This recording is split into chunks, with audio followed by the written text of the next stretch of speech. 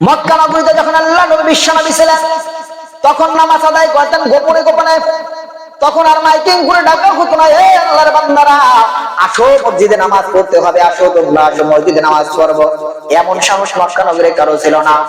আল্লাহ নবী বিশ্ব নবী যখন হিজরত করে মদিনা আসলেন, যখন মসজিদে নববী তৈরি হয়ে গেল, আল্লাহ নবী বিশ্ব নবী বলছেন এখন মসজিদে নববী যেহেতু হয়ে গেল, তাহলে মানুষগুলো কিভাবে একত্রিত করা যায়, কেমনে করা যায়, এই ব্যাপারে একটা পরামর্শ দরকার আছে না নাই?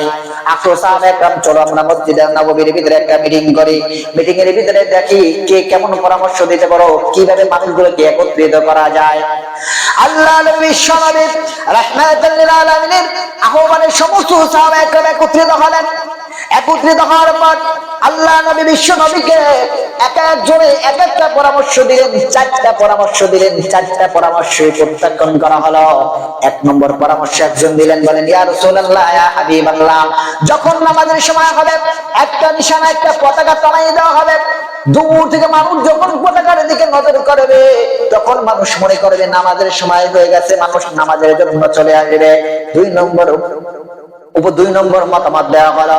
দুই নম্বর হলো আরেকজন বলল ইয়া রাসূলুল্লাহ ইয়া হাবিবাল্লাহ, যখন নামাজের সময় হবে তখন পাহাড়ের চূড়ায় একজন ব্যক্তি আগুন জ্বালাবে। আগুনের যে ফুলকি আছে এগুলো যখন মানুষের নজরে পড়বে মানুষ মনে করবে নামাজের সময় হয়ে গেছে, আমরা সকলেই নামাজে চলে আসবো।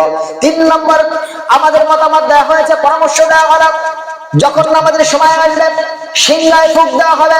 চার নম্বর পরামর্শ দেওয়া হলো যখন নামাজের সময় আসবে তখন আমরা ঘন্টা বাজাবো, ঘন্টা। আল্লাহ বিশ্ব নবী চারটা প্রত্যাখ্যান করলেন, বলেন এক নম্বরে যদি তোমরা পতাকাটা নাও, এই পতাকার দিকে মানুষের নজর নাও পড়তে পারে, কারণ নজর তো দেখলে পড়বে, না দেখলে তো পড়বে না, সুতরাং এই পতাকার তোমাদের পরামর্শ প্রত্যাখ্যান করা হলো। দুই নম্বর তোমরা যেটা বললা আগুন পরিচালন করবা, এই আগুন পরিচালন করা হলো অগ্নি পূজকদের কাজ। আমরা অগ্নি পূজকদের কোন নিদর্শন আমাদের ইসলামের ভিতরে কায়েম করব না, সুতরাং আগুন জ্বালানোর পরামর্শটাও প্রত্যাখ্যান করা হলো। তিন নম্বর পরামর্শ তোমরা যেটা বললা সিংহায় ফুঁক দেবা, এই সিংহায় ফুঁক দেওয়া হলো খ্রিস্টানদের কাজ, এই কাজটাও আমরা আমাদের ইসলামের ভিতরে প্রবেশ করাবো না। চার নম্বর তোমরা যেটা বললা, চার নম্বর হলো তোমরা যে বললা ঢোল বাজাবা ঘন্টা বাজাবা, এটা হলো কাফের এবং ইহুদিদের কাজ, আমরা এই কাজটাও আমাদের ইসলামের ভিতরে প্রবেশ করাবো না। এই মিটিং এর ভিতরে আর সিদ্ধান্ত হলো না কিভাবে আজান দেওয়া হবে, কিভাবে মানুষদেরকে একত্রিত করা হবে, আর কোন সিদ্ধান্ত হলো না। সকল সিদ্ধান্ত অফ করে আল্লাহ নবী বিশ্ব নবী চলে গেলেন। মিটিং শেষ হয়ে গেল, সাহাবায়ে কেরামদের মাঝে ব্যথা রয়ে গেল। আর একটা পরামর্শ করতে বসলাম, একটা সিদ্ধান্ত হলো না কিভাবে নামাজে মানুষকে একত্রিত করা যায়। এই আশা আকাঙ্ক্ষা নিয়ে সাহাবায়ে কেরাম বাড়িতে গিয়ে ঘুমাইল। এই এত শ্রেণী মানুষের ভিতরে আল্লাহ নবী বিশ্ব নবী ইসলাম অনুযায়ী রাষ্ট্র চালিয়েছেন চারটা দফা হাতে নিয়ে। কয়টা দফা বলেন? এই চারটা দফা হাতে নিয়ে বিশ্বনবী ইসলামের কাজ চালিয়েছেন। আর এই চার দফা হাতে নেওয়ার কারণে মদিনার ভিতরে সুন্দরভাবে আল্লাহ নবী বিশ্বনবী ইসলাম কায়েম করেছেন। সুবহানাল্লাহ। কয় দফা হাতে নিয়েছেন বলেন? চার দফা। এখনো যদি বাংলার জমিনে চারটা জিনিস মানুষের মাথায় রাখতে পারে আর সেই অনুযায়ী যদি রাষ্ট্র চালাইতে পারে, ইনশাআল্লাহ বাংলাদেশ কেন যে দেশে এই কাজগুলো করবে সেই দেশের ভিতরে ইসলাম কায়েম হবে, দুর্নীতি দূর হবে এবং দেশ সুন্দর হবে। কয় দফা বলেন? এই চার দফা নিয়ে আলোচনা করবে ইনশাআল্লাহ। চার দফার এক নম্বর ছিল হলো মসজিদে নববী নির্মাণ। কি নির্মাণ? মসজিদ নির্মাণ। দুই নম্বর ছিল এই যে মক্কা থেকে হিজরত করে মদিনায় যে মুসলমান আসছে তারা তো অসহায়, তাদেরকে পুনর্বাসন করা, তাদেরকে ওইখানে মানুষের সঙ্গে মিলিয়ে দেওয়া, মুসলমানদের সঙ্গে মিলিত করে দেওয়া, মদিনার মুসলমানদের সঙ্গে একত্রিত করে দেওয়া, এই ছিল দ্বিতীয় কাজ। মুসলমানদের অবস্থানকে শক্ত করা ছিল দুই নম্বর কাজ। তিন নম্বর কাজ ছিল মদিনা সনদ। কি সনদ? মদিনা সনদ। এই বর্তমানে দেখবেন এই অনেক এখন বিভিন্ন রাজনৈতিক দল মদিনা সনদ নিয়ে আলোচনা করে যে আমরা মদিনা সনদে বিশ্বাসী। মদিনা সনদ, এই মদিনা সনদ এমন একটা সনদ যে সনদটা যদি এই অনেকে বলে ঠিক কিন্তু কাজে করে না, মুখে বলে আমরা মদিনা সনদে যাই। দেখলাম আমাদের বিএনপি একজন বড় নেতা আছে, তিনি বলেন আমরা মদিনা সনদে বিশ্বাসী। মদিনা সনদের কিছু ধারণা আপনাদেরকে দিব ইনশাআল্লাহ। এই মদিনা সনদ ছিল তিন নম্বর। চার নম্বর যেটা ছিল মুজাহিদ তৈরি করা, অর্থাৎ আমার দেশে যদি কেউ আক্রমণ করে আক্রমণ প্রতিহত করার জন্য একদল লোক তৈরি করা, যারা সব সময় যে উচ্ছৃঙ্খল যারা আছে, বিভিন্ন দেখা গেল আমাদের রাষ্ট্রে অনেক রাষ্ট্র থেকে হুমকি আসে, এদেরকে প্রতিহত করার জন্য একটা দল সৃষ্টি করা, তৈরি করা। আল্লাহর বিশ্বনবী বাহিরের কোন মানুষ যাতে এই আমার এই রাষ্ট্রের ভিতরে কোনো বিভেদ সৃষ্টি না করতে পারে, কোনো জ্ঞানজাম সৃষ্টি না করতে পারে, কোন রকমের আক্রমণ করতে না পারে, তাদের প্রতিহত করার জন্য 4 নম্বরে তিনি দফা হাতে নিয়েছেন, মোজাহিদ তৈরি করছেন, যে তোমরা সর্ব অবস্থায় জীবন দিতে প্রস্তুত থাকবা, জীবন দিতে। এইটা হলো এই 4টা দফা হাতে নিয়েছেন। এই 4 দফা আলোচনা করবে ইনশাআল্লাহ। প্রথম দফা কি ছিল? মসজিদ নির্মাণ করার উদ্দেশ্য ছিল মসজিদ নির্মাণ করা।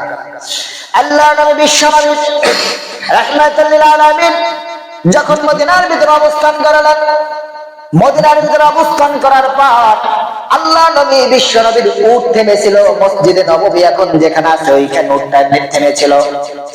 আল্লাহ নবী বিশ্বনবী মদিনা অবস্থান করার পর সর্বপ্রথম তার প্রথম কাজ ছিল একটা মসজিদ নির্মাণ করা। কিন্তু আল্লাহ নবী বিশ্বনবী যেখানে আছেন, যেখানে অবস্থান করছেন, ওই জায়গার মালিক বিশ্বনবী ছিল না। আল্লাহ নবী বিশ্বনবী বললেন, এই জায়গায় আমি একটা মসজিদে নববী নির্মাণ করতে চাই। এই মসজিদে নববী, এই যে জায়গা, এই জায়গার মালিক কে আছো আমাদেরকে জানাও, আমরা তার কাছ থেকে এই জায়গাটা টাকার মূল্যে বিনিময়ে ক্রয় করব। দেখা গেল এই জায়গার যে মালিক ছিল সেটা এতিম ছেলে ছিল। আল্লাহ নবী বিশ্বনবী রাহমাতুল লিল আলামিনের এই প্রস্তাব ওই 2 এতিম ছেলের কাছে পাঠানো হলো। আপনাদের এই জায়গা আল্লাহ নবী বিশ্বনবী রাহমাতুল লিল আলামিন মসজিদে নববী নির্মাণ করতে চান, আপনার কাছ থেকে এই জায়গাটা তিনি ক্রয় করতে চান। যদি আপনারা বিক্রি করেন এই জায়গায় মসজিদে নববী করা হবে। এতিম লোক 2টা বলল, আমরা এই জায়গা বিক্রি করতে রাজি নাই। তবে আল্লাহ নবী বিশ্বনবী রাহমাতুল লিল আলামিনের যে গুণগান আমরা শুনেছি, তার মতো অনেকজন ভালো মানুষ এই পৃথিবীর ভিতরে হয় না, তার চেয়ে উত্তম মানুষ এই পৃথিবীর ভিতরে হয় না। সুতরাং আমরা এই মসজিদের জায়গা বিক্রি করব না, বরং আমরা বিনামূল্যে তাকে দান করে দেবো। চিল্লায় সুবহানাল্লাহ।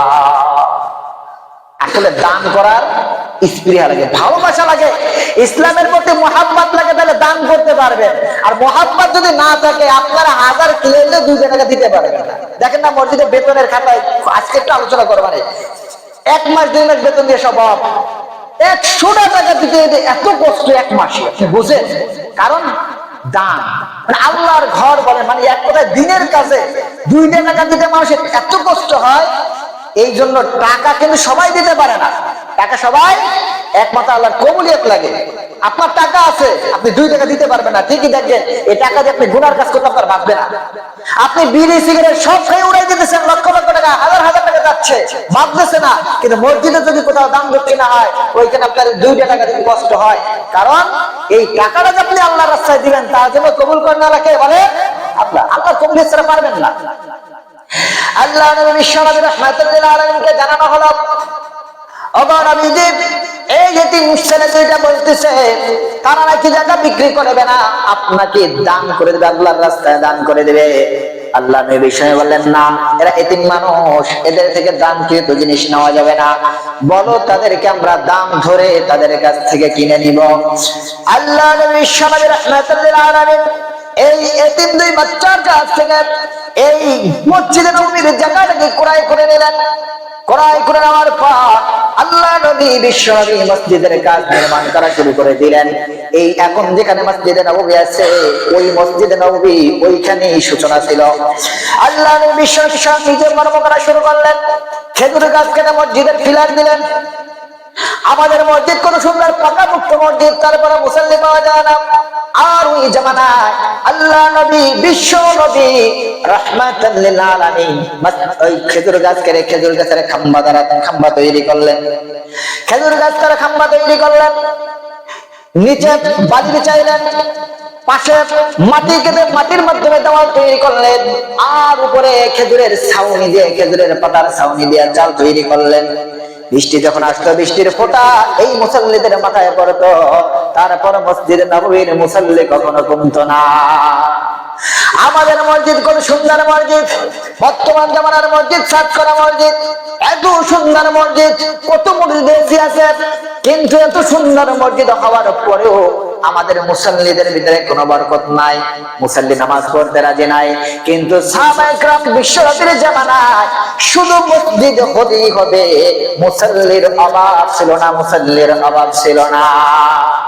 আমাদের ভিতরে ইসলামের বিন্দু পরিমাণ কোন মায়া মহাব্বত নাই, যা আছে কপালে দেখা যাবে সকালে মইরলেই পরে দেখবো, নাকি খাইয়ে কি নামাজ তো পড়তেছে, নামাজ ওই যে বাবা মরে গেছে, নামাজ বাবিরে মরছে না, সে তো মরে গেছে, আমিও মরবো মরবো, যা কপাল আছে দেখা যাবে, যা কপাল আছে নামাজ হবে কি, মানে আমার বলে এইভাবে সারাদিন আমার কেন নামাজ আসছে না, হবে কি নামাজের হবে কি, ওই যে বাবা পড়ে নাই, দেখছি বাবা এক করতে পারছে, পাঁচ করতে মানে জীবন নামাজে যাইতো, টুবিয়াটা মাথায় দিয়া আল্লাহ মাতুদার কুতুবের রব্বানি বিশালাটা পাটি বেঁধে যাইতো, মরে গেছে, কবর দিছে, কবর খুঁজে নাটিও পাওয়া যায় না, তো ঘোরাটি নামিও মরে যাবে, আমাদের খুঁজে পাওয়া যাবে না, নামাজের দরকার কি, আর দান দক্ষিণা কত মানুষ করেনি, সেটা মরছে না, আমিও মরবো, তাকে কপালে জাহান নাম থাকে, আমার ভালো হইতে কি করা, এই স্বপ্নের আলম করেন না, এত সস্তা মনে করেন না। আমি মনে হয় একবার মৃত্যুর যন্ত্রণা নিয়ে আলোচনা করছিলাম, মৃত্যুর যন্ত্রণা নিয়ে আমি আবার একদিন আলোচনা করবো, মানে ওই যন্ত্রণা যদি শোনে আপনি মরার কথা চিন্তা করলে ভয় পাবেন।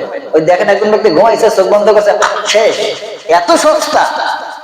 ওই যে দেখছেন আপনি হয়তো চোখ বন্ধ করছে, তো যে বন্ধ করছে সে জানে, যদি তাকে আরেকবার বলা হতো যে তোর দুনিয়ার কোন শাস্তি দেবো না, কবরের আযাব মাপ, সব মাপ, কিন্তু তোরে আরেকবার জান কবজ করবো, ও কয় ভাই আর দরকার নাই দুনিয়া আমার যাওয়া, আমি জান কবজের কষ্ট সহ্য করতে পারবো।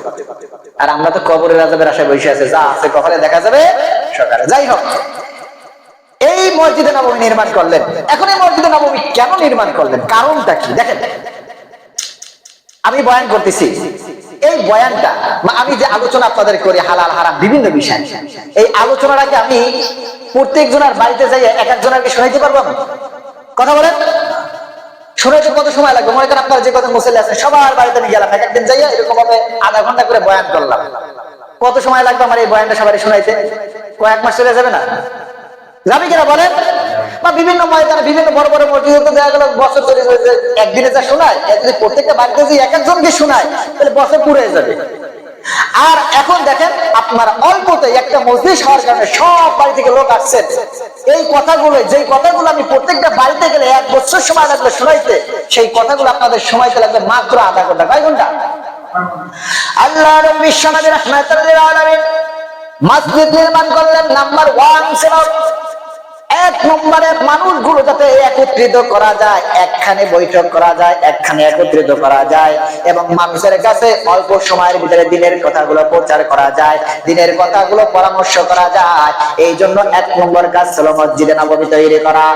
এই মসজিদে নববী তৈরি করার দ্বারা দেখা গেল আল্লাহ নবী বিশ্বনবী যেই কথাগুলো মানুষের কাছে পৌঁছাইতে সময় লাগতো, কয়েকদিন সময় লাগতো, কয়েক মাস সময় লাগতো, আল্লাহ নবী বিশ্বনবী রাহমাতুল লিল আলামিন এই মসজিদ নির্মাণ, মসজিদে নববী নির্মাণ করার দ্বারা ওই কথাগুলো অল্প সময়ের ভিতরে মানুষের কাছে পৌঁছাইতে পারতেন। 2 নম্বর হলো মসজিদে নববী নির্মাণ করলেন কারণ 2 নম্বর হলো দ্বীনি শিক্ষার জন্য। অর্থাৎ আমাদের মসজিদ আমরা মনে করি মসজিদ নির্মাণ করা হয়েছে শুধু নামাজের জন্য, এই জন্য শুধু নামাজ পড়ার পর আমাদের খুঁজে পাওয়া যায় না। নামাজ পড়তে দেরি, একটু পয়সা চিন্তা বিপদ করবে, একটু জিকির আজকার করবে, আল্লাহর ইবাদতের সময় দিবে, এই সময়টুকু আমাদের মুসল্লিদের হয় না। শুধু নামাজ পড়তে দেরি, সালাম ফিরাইতে দেরি, খুঁজে পাওয়া যায় না। অথচ মসজিদ নির্মাণ করা হয় 2 নম্বর আল্লাহ নবী বিশ্বনবী মসজিদে নববী নির্মাণ করেছে যাতে তালিম করা যায়, শিক্ষা প্রতিষ্ঠান ঠিক করা যায়, মানুষ যাতে করে শিখতে পারে, এই জন্য মসজিদে নববী নির্মাণ করছেন। আর আমাদের শিক্ষার স্থান তো খুঁজে আমরা পাই না। কি জানি, আমরা জানি কি কোন, আমরা যে আয়েশা নামাজটা পড়েই দৌড় পারি, একদিনও তো দেখলাম না যে কোন ফজর পর হুজুর বলছি একটু কিছু শিখান, এই হোক মাসলাটা বলেন, মাসলা কোন জায়গায় দেখেন জানেন, দড়ির উপর যখন হুজুর দাঁড়ান দাঁড়ান এটা মাসলা দিকে কি। অথচ সব থেকে মুখ্য সময় ফজরের পর আমি কোনোদিন মনে হয় 2-1 দিন ছাড়া মনে আগে বের হয় না, সবার পরে ধীরে ধীরে বের হয়।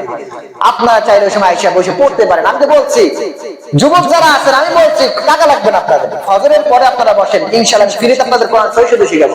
একটা ছেলে আছে ওই জন্য ভাই আলহামদুলিল্লাহ আল্লাহ বেরোনো প্রচুর দেশে, 15 দিনের ভিতরে বিশ্বাস করবো না আমার তো মানে ভালো ছিল পুরা কোরআন সহি শুদ্ধ শিখছে 10-15 দিনের ভিতরে, বেরো আলহামদুলিল্লাহ আছে। এরকম যুবকরা যদি থাকেন আমি ইনশাআল্লাহ ফ্রিতে পড়াবো, কারণ আমার তো কিছু দরকার আছে কবরে নেওয়া, ঠিক না? ফজরের পরে ওই যে উনি আছে, উনি ঠিকই নিজের মন দিয়ে পড়ছে, চিন্তা করে না দোষ ফ্রি জিনিসের মূল্য নাই, তো পড়বো কি দরকার নাই। উনি ঠিকই গুরুত্ব দিচ্ছে, বিশ্বাস করবে না, বেরো আলহামদুলিল্লাহ দিচ্ছে। 10-15 দিনের যে শুদ্ধ করা সম্ভব উনিও কল্পনা করে নেই। আর আলহামদুলিল্লাহ কোরআন সহি শুদ্ধ শেখানোর যে শর্টকাট কৌশল আমার মনে হয় আর কেউ আপনাকে দেবে না, আমি যত দ্রুত আপনাকে দিতে পারবো ইনশাআল্লাহ। এই কৌশলটা আমি নিজে তৈরি করছি, আমি আমার ভাই দুজনে অল্প সময়ের ভিতরে খুব দ্রুত কিভাবে সহি শুদ্ধ করা যায় পদ্ধতি আমাদের কাছে আছে। শুধু বেড়ে আর একটু নিজের চেষ্টা করলে হয়ে যাবে। করবেন না তো, কারণ আমি মসজিদে আসছি কষ্ট মষ্ট কইলে নামাজ তো ভর্তি মনে চায় না, আইসে দুইটা সেজদা দিয়ে আমি সালাম ফেরার পর ঘুরে দিবি খালি। কিন্তু মসজিদ হলো তালিম তারবিয়াতের জায়গা, এখানে শিক্ষা করতে হবে। আপনি কি জানেন? একটা আলেমের কাছে বসবেন, মাসলা মাসাইল জিজ্ঞেস করবেন, হুজুর আমি এই জিনিসটা জানি না, হুজুর নামাজ এই কাজটা করে থেকে নামাজ হবে, আমি এখনো জানি, এমনও মাসলা আপনারা জানেন না যে মাসলা যদি জানেন বুঝতে পারবেন আপনাদের নামাজই হয়, এমন অনেক মাসলা আছে, কোনদিনও জিজ্ঞেস করবেন না, কখনো জিজ্ঞেস করবেন না। কেন? দরকার কি? ওই ইমাম জানে, ইমাম জানলে আমার জানার দরকার না। অথচ তলবুল ইলমি ফরিদাতুন আলা কুল্লি মুসলিম, প্রত্যেকটা মুসলমানের উপরে দ্বীনি ইলম তলব করা ফরজ। কাজ হবে কি? যতই কথা বলি কোনো কাজ হবে না। শর্ত হলো আল্লাহর ভয় ভিতরে থাকতে হবে, শিক্ষা স্পিরিটদের তৈরি করতে হবে, তাহলে আপনি কিছু জানবেন। আরে ভাই দ্বীনি ইলম তলব করা ফরজ কতটুকু পরিমাণ? যতটুকু পরিমাণ না হইলে আপনি আমল নিয়ে কবরে যাইতে পারবেন না। যেমন দেখা গেল কোরআন শিক্ষা করা ফরজ, কারণ কোরআন সহি শুদ্ধ না হইলে নামাজ হয় না, কোরআনটা সহি শুদ্ধ শিক্ষা করা ফরজ। 2 নম্বরে হালাল হারাম সম্পর্কে মাসলাটা জানা আপনার ফরজ। 3 নম্বরে নামাজের ফরজিয়ত আর ওয়াজিবগুলো জানা আপনার জন্য ফরজ। 4 নম্বরে এই তো হালাল হারাম বোঝে, এইটা আপনার জন্য ফরজ। আপনার জন্য কিতাবের ওই যে কোরআনের তাফসীর শেখা ফরজ না, আপনার পুরো দাওরা হাদিস পড়া মাওলানা হওয়া ফরজ না। আপনার জন্য চলাফেরার জন্য যতটুকু পরিমাণ চললে আপনি কবরে যাইতে পারবেন ততটুকু পরিমাণ শিখা। পুরা শেখা ফরজ? পুরা শেখা কিন্তু ফরজ না। কোরআনটা সহি শুদ্ধ শিখে নামাজটা সহি হবে, নামাজের মাসলাগুলো শিখেন, নামাজের মাসলা শেষ। আর কি শিখবেন? আপনি যারা ব্যবসা করেন ক্রয় বিক্রয়ের হালাল হারাম সম্পর্কে আপনার জানা ফরজ, কারণ আপনি ব্যবসায়ী। আপনি চাকরিজীবী, চাকরি সম্পর্কে আপনি জ্ঞান অর্জন করেন যে চাকরিতে কোনটা করলে গুনাহ হবে, কোনটা করলে সওয়াব হবে, কোনটা কি, এটা আপনার জন্য ফরজ। আপনার এই কোরআন তাফসীর শেখা আপনার জন্য ফরজ না। পুরা দাওরা হাদিস, পুরা হাদিসের কিতাব মুখস্থ করে আপনার জন্য ফরজ। যতটুকু ফরজ এটা প্রত্যেকটা মানুষ একজন ইমামের কাছ থেকে শিখতে পারে, অল্প সময়ের ব্যাপার। একটু সময় দেবেন, প্রত্যেকটা দিন সময় দেবেন, একটু কিছু কিছু মাসলা শুনবেন, এটা আপনাদের জন্য উপকার হবে। তা না জানে তো না, জানে না মাসলা, কোথাও যদি মাসলা ওঠে উড়ে ধরে মাপ দিতে হয় যে এলাকায়। যাই হোক, আল্লাহ নবী বিশ্ব মসজিদে নববী তৈরি করলেন। 2 নম্বর হলো দ্বীনি প্রতিষ্ঠা। 3 নম্বর মসজিদে তৈরি করছেন আপনার ভালোবাসা সৃষ্টি হওয়ার জন্য। দেখবেন 5 ওয়াক্ত মুসল্লি যারা আছে তাদের মাঝে কিন্তু একটা ভালো সম্পর্ক হয়।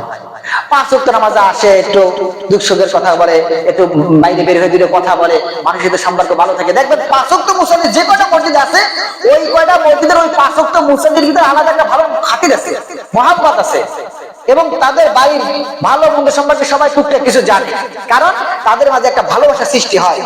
এই জন্য মসজিদ হলো এমন একটা জায়গা, এই মসজিদে যদি কোনো ব্যক্তি নিয়মিত আসতে পারে, এই মসজিদের মাধ্যমে মানুষের ভিতরে ভালোবাসা সৃষ্টি হয়। দেখবেন যত জায়গা আছে প্রত্যেকটা জায়গার 5 ওয়াক্ত মুসল্লিদের মাঝে একটা মহব্বত আছে, একটা ভালোবাসা আছে। সুখ দুঃখের কথাগুলো তার কাছে বললে দেখবেন মনটা খালি হয়। এই জন্য মসজিদে নববী তৈরি করা 3 নম্বর কারণ ছিল মানুষের মাঝে একটু ভালোবাসা যাতে তৈরি হয়, মুসলমানদের মাঝে যাতে ভালোবাসা তৈরি হয়। কারণ হলো মক্কা থেকে যেই মুজাহিদগণ, যেই মুহাজিরগণ মদিনা আসছে, তারা মদিনার মানুষদেরকে ভালোভাবে চেনে না। মদিনার মানুষের সঙ্গে তাদের সঙ্গে বেশি কোনো খাতির ছিল না, বেশি কোনো মহব্বত ছিল না। আল্লাহ নবী বিশ্ব নবী রাহমাতুল লিল আলামিন মসজিদে নববী তৈরি করলেন। এই মসজিদে নববীর মাঝে যখন আনসারগণ আসবে, যখন মুহাজিরগণ একসাথে হবে, তাদের 2 জনের মাঝে কথোপকথন হবে, তাদের 2 জনের মাঝে সুখ দুঃখের কথা হবে, তাদের 2 জনের মাঝে গ্লানিগুলো দূর হয়ে যাবে, মহব্বত সৃষ্টি হবে, আস্তে আস্তে স্বজনপ্রীতি ঢুকে যাবে। এর মাধ্যমে মুসলমানদের ভিতরে একত্রিত চলে আসবে, মুসলমানদের ভিতরে বিভেদ হবে না। এই জন্য মসজিদে নববী তৈরি করলেন। 4 নম্বর মসজিদে নববী কেন তৈরি করলেন? মসজিদে নববী করলেন এই যে মক্কা থেকে কিছু কিছু মুহাজিরগণ আসছেন, তাদের কোনো বাড়ি ছিল না, তাদের কোনো ঘর বাড়ি ছিল না, তারা কোথায় থাকবে? প্রথমত মসজিদে নববীর ভিতরে তাদেরকে থাকার ব্যবস্থা করে দিলেন। আহলুস সুফা বলা হয়, তারা তাদের বাড়ি ঘরে না থাকার কারণে প্রথমে মসজিদে নববীর সঙ্গে প্রত্যেকের ঘর তৈরি করে দেওয়া হয়। যেহেতু তোমাদের কোনো বাড়ি নাই, আপাতত তোমরা থাকবা। আর সর্বশেষ হলো একটা সম্প্রীতি বজায় রাখা।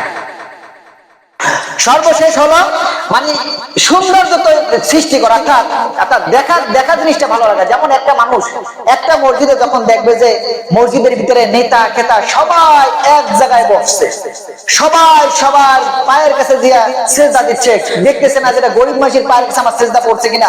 এইটা যখন অমুসলিম দেখবে, তাদের ভিতরে একটা ভালোবাসা সৃষ্টি হবে যে এটা এমন একটা ধর্ম যে ধর্মের ভিতরে নেতা খেতার কোনো ভেদাভেদ নাই, সবাই সমান মাপে থাকে, সবার ভিতরে সমান ভালোবাসা, কারো ভিতরে কোনো হিংসা নাই। হিংসা থাকলে কি কখনো একজন নেতার পায়ের কাছে একজন কোটিপতি সিজদা দিতে যাইয়া? কথা বলে। তাহলে মুসলমানদের এই সৌন্দর্য ফুটানোর জন্যই মসজিদ। চিল্লাটা ঠিক না? এখনো পর্যন্ত যদি আমরা মুসলমানদের সৌন্দর্য ফুটাই তুলতে পারি, ওই জামানায় এই মসজিদের নামাজ দেখায়, নামাজের সেজদা দেখাও হাজার হাজার কাফেরগণ মুসলমান হয়েছে। এখনো অনেক জায়গা আছে নামাজের সেজদার মাধ্যমে এই মুসলমানদের নামাজ দেখাও মানুষ মুসলমান হচ্ছে। এত সুন্দর সিস্টেম, কোনো ধনী গরিব নাই, কোনো হিংসা বিদ্বেষ নাই। মসজিদে ঢোকার পরে কে নেতা কে খেতা, কে এমপি কে মন্ত্রী কে এসপি কে ডিএসপি দেখার বিষয় নাই, সবাই সমান, সবাই সবার কাছে একেবারে পায়ের কাছে যে সেজদা দিচ্ছে, কারো কোনো দ্বিধা লাগতেছে না, কারো মনে কোনো হিংসা হচ্ছে না। এই যে সৌন্দর্য ফুটাই তোলার জন্যই হলো মসজিদ। এই মসজিদে নববী তৈরি হয়ে গেল মক্কা নগরীতে। যখন আল্লাহ নবী বিশ্ব নবী ছিলেন, তখন নামাজ আদায় করতেন গোপনে গোপনে। তখন আর মাইকিং করে ডাকা হতো না, হে আল্লাহর বান্দারা আসো মসজিদে নামাজ পড়তে হবে, আসো তোমরা আসো মসজিদে নামাজ পড়বো। এমন সাহস মক্কা নগরে কারো ছিল না। আল্লাহ নবী বিশ্ব নবী যখন হিজরত করে মদিনা আসলেন, যখন মসজিদে নববী তৈরি হয়ে গেল, আল্লাহ নবী বিশ্ব নবী বলছেন এখন মসজিদে নববী যেহেতু হয়ে গেল, তাহলে মানুষগুলো কিভাবে একত্রিত করা যায়, কেমনে করা যায়, এই ব্যাপারে একটা পরামর্শ দরকার আছে না নাই? আসো সাহাবা একরাম চলো আমরা মসজিদে নববীর ভিতরে একটা মিটিং করি, মিটিং এর ভিতরে দেখি কে কেমন পরামর্শ দিতে পারো, কিভাবে মানুষগুলোকে একত্রিত করা যায়। আল্লাহ নবী বিশ্ব নবী রাহমাতুল লিল আলামিনের আহ্বানে সমস্ত সাহাবা একরাম একত্রিত হলেন। একত্রিত হওয়ার পর আল্লাহ নবী বিশ্ব নবীকে এক একজনে এক একটা পরামর্শ দিলেন, চারটা পরামর্শ দিলেন। চারটা পরামর্শ প্রত্যাখ্যান করা হলো। এক নম্বর পরামর্শ একজন দিলেন, বলেন ইয়া রাসূলুল্লাহ ইয়া হাবিবাল্লাহ, যখন নামাজের সময় হবে একটা নিশানা একটা পতাকা টানিয়ে দেওয়া হবে। দূর থেকে মানুষ যখন পতাকার দিকে নজর করবে, তখন মানুষ মনে করবে নামাজের সময় হয়ে গেছে, মানুষ নামাজের জন্য চলে আসবে। দুই নম্বর মতামত দেওয়া হলো। দুই নম্বর হলো আরেকজন বলল ইয়া রাসূলুল্লাহ ইয়া হাবিবাল্লাহ, যখন নামাজের সময় হবে তখন পাহাড়ের চূড়ায় একজন ব্যক্তি আগুন জ্বালাবে। আগুনের যে ফুলকি আছে এগুলো যখন মানুষের নজরে পড়বে, মানুষ মনে করবে নামাজের সময় হয়ে গেছে, আমরা সকলেই নামাজে চলে আসবো। তিন নম্বর আমাদের মতামত দেওয়া হয়েছে, পরামর্শ দেওয়া হলো যখন নামাজের সময় আসবে সিংহায় ফুঁক দেওয়া হবে। চার নম্বর পরামর্শ দেওয়া হলো যখন নামাজের সময় আসবে তখন আমরা ঘন্টা বাজাবো, ঘন্টা। আল্লাহ নবী বিশ্ব নবী চারটা প্রত্যাখ্যান করলেন, বলেন এক নম্বরে যদি তোমরা পতাকাটা নাও, এই পতাকার দিকে মানুষের নজর নাও পড়তে পারে, কারণ নজর তো দেখলে পড়বে, না দেখলে তো পড়বে না, সুতরাং এই পতাকার তোমাদের পরামর্শ প্রত্যাখ্যান করা হলো। দুই নম্বর তোমরা যেটা বললা আগুন পরিচালন করবা, এই আগুন পরিচালন করা হলো অগ্নি পূজকদের কাজ। আমরা অগ্নি পূজকদের কোন নিদর্শন আমাদের ইসলামের ভিতরে কায়েম করব না, সুতরাং আগুন জ্বালানোর পরামর্শটাও প্রত্যাখ্যান করা হলো। তিন নম্বর পরামর্শ তোমরা যেটা বললা সিংহায় ফুঁক দেবা, এই সিংহায় ফুঁক দেওয়া হলো খ্রিস্টানদের কাজ, এই কাজটাও আমরা আমাদের ইসলামের ভিতরে প্রবেশ করাবো না। চার নম্বর তোমরা যেটা বললা, চার নম্বর হলো তোমরা যে বললা ঢোল বাজাবা ঘন্টা বাজাবা, এটা হলো কাফের এবং ইহুদিদের কাজ, আমরা এই কাজটাও আমাদের ইসলামের ভিতরে প্রবেশ করাবো না। এই মিটিং এর ভিতরে আর সিদ্ধান্ত হলো না কিভাবে আজান দেওয়া হবে, কিভাবে মানুষদেরকে একত্রিত করা হবে, আর কোন সিদ্ধান্ত হলো না। সকল সিদ্ধান্ত অফ করে আল্লাহ নবী বিশ্ব নবী চলে গেলেন। মিটিং শেষ হয়ে গেল, সাহাবায়ে কেরামদের মাঝে ব্যথা রয়ে গেল। আর একটা পরামর্শ করতে বসলাম, একটা সিদ্ধান্ত হলো না কিভাবে নামাজে মানুষকে একত্রিত করা যায়। এই আশা আকাঙ্ক্ষা নিয়ে সাহাবায়ে কেরাম বাড়িতে গিয়ে ঘুমাইল।